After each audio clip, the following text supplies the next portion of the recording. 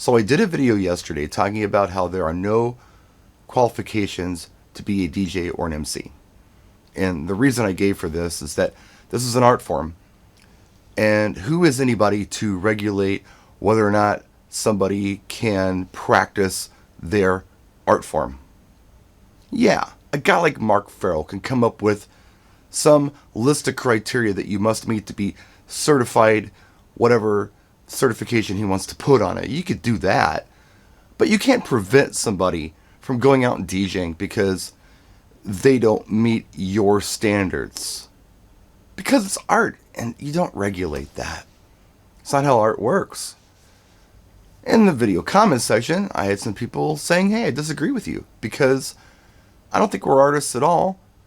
We are presenting other people's art, music, and we're making a couple of announcements on the microphone, but I don't think that that necessarily qualifies us as being an artist.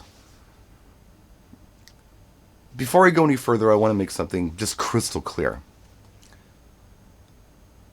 I have no vetted interest at all for you seeing things my way. I don't financially benefit from this. I don't need it for my ego. So, whatever you think or however you see things is fine. I'm not telling you how to think. I'm not telling you how to feel. I would never assume to do that because really we're friends. Yeah, friends don't do that. Not here to tell you what to do or how to think. In this case, though, I think that if you did see things my way a little more, you may personally benefit from this. Financially, artistically, and perhaps even spiritually. And I'm going to riff this video. So taking the position that this is not an art form, I agree on a couple of things. A lot of what we do is technical. Hooking up a sound system is technical. Reading a script, or just saying the same thing over and over again at every event, is pretty technical. You learn how to do it, you say it at a repetition. This is just the thing you do. Easy. I get that. Looking at a playlist and just playing the songs is pretty technical. You read the song, you find it, you play it. Beat mixing is technical. It is. When you really think about it, you're matching two beats together. Where it becomes art is where you tune the sound system. Where you start going off script and saying things to the audience to generate a response, a desired response. To look at a playlist and put songs in an order that make the most sense to get the best response from your audience, that's the art. Does that make any sense to you?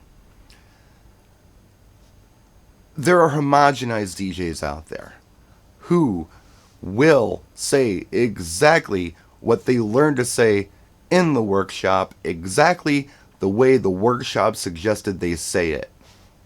My friend Jay Brannon, who is one of the best improvisational speakers that I've ever met when it comes to his work with Pioneer DJ.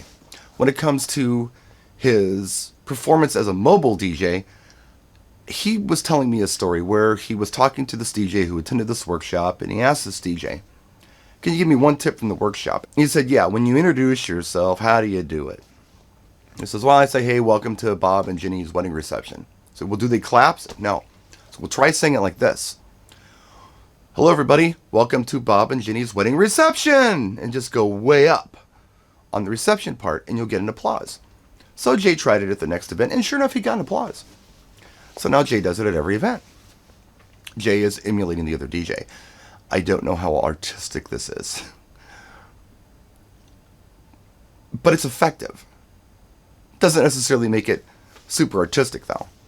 Miles Davis had said at one time, he was really happy when he learned to play like himself. I was like, what is that? Well, if you think about it, when you learn an instrument, you go to music class and the instructor teaches you how to play this and this and this and how to hold the instrument and hold, all that stuff.